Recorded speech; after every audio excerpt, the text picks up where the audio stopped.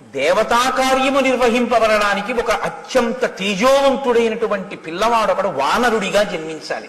నువ్వు వానర కాంతగా ఉన్నావు కాబట్టి నా తేజస్సుని మనసా చేరుస్తాను. అప్పుడు నువ్వు ఆ తేజస్సుని లోపల వానరంగా వృద్ధి చేసి ప్రసవించవలసి ఉంటుంది.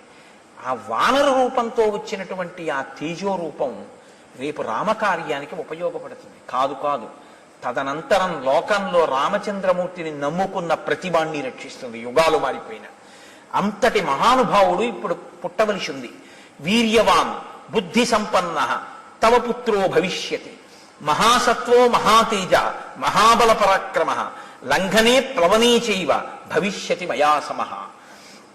భవిష్యత్తులో నాతో సమానమైనటువంటి వేగం ఉన్నవాడు, నాతో సమానమైనటువంటి లంఘన శక్తి కలిగిన వాడు, అంటే దూకగలిగినటువంటి వాడు, అంతటి బుద్ధి పరాక్రమాలు ఉన్నటువంటి వాడు